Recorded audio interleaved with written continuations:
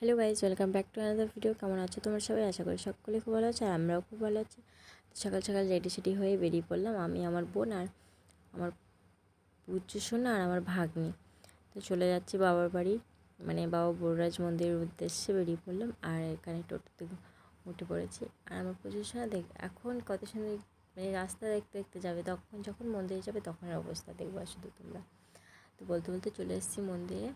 আর মন্দিরের সব ডালা নেওয়া হয়ে গেছে, এখন যাচ্ছি ভিতরে। যেহেতু আমার পুচু সোনা ঘুমিয়ে গেছে তাই আমার ডালাটা আছে আমার বোনের হাতে। আর আমার ভিডিওটা করে দিচ্ছিল বোন। আর এই জায়গাটা বোনকে, মানে বোন না খেয়াল করেনি যে এইভাবে ফোনটা ধরে আছে, কারণ দুটো ফোনে ভিডিও হচ্ছে, তাই এইভাবে করে নিয়েছে আর কি। আমরা এখন ভিতরে নিয়ে চলে যাচ্ছি। আর দেখো, আজকে যেহেতু সোমবার প্রচুর ভিড় হচ্ছে।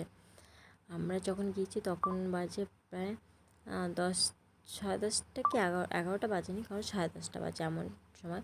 তো এখনই অনেকটা ভিড় হয়ে গেছে। আর যখন আমরা বেরিয়েছি তখন আরও ভিড় হয়েছিল। তো আমাদের পুজো টুজো কমপ্লিট, আর এখন চলে এসেছি এখানে ঢিল খুলতে। তো আমি সবাই বাবা ঢিল খোলার এখানটা যা আনন্দ লাগছিল, কারণ বাবা বড়রাজ আমার মনের আশা পূর্ণ করেছে। তো বাবা বড়রাজ যেন সবার মনের আশা পূর্ণ করে। তো সব এখানটা এবারে এতটা মনটা শান্তি লাগছিল।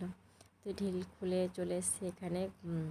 সে কি ঠাকুর বলে, আমি ভুলে গেছি নামটা, বেশ মনে পড়ছে না। যে ননি খায় আর মানে মাখন খায় আর কি, ওই যে কি ভুলে গেছে, আমার মনে আসছে না নামটা। যাই হোক, তো তোমরা যার মনে আছে সে কমেন্ট করে বলো, আমি ভুলে যাচ্ছি নামটা, আমার মনেই মুখে আসছে না আর কি। তো আমরা এখানে একটু প্রণাম করে নাও। আর আমার পুজো সোনা দেখো ঘুমিয়ে গেছে, যে ভিতরে গিয়েছি এত ঘুমোচ্ছে, এত ভিড় ছিল না, পুজোকে কিছু করতেও পারিনি।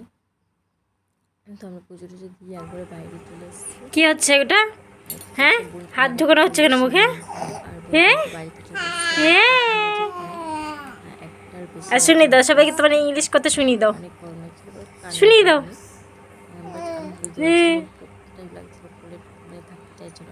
আবার দিতে হয় না বাবা, মুখে হাত দেয় না। না না, ওর খুব একটা অভ্যেস হয়ে যাচ্ছে যে হাত কাটছে। আর আমি চলে এসেছি, আমার বোন এখনও আসেনি।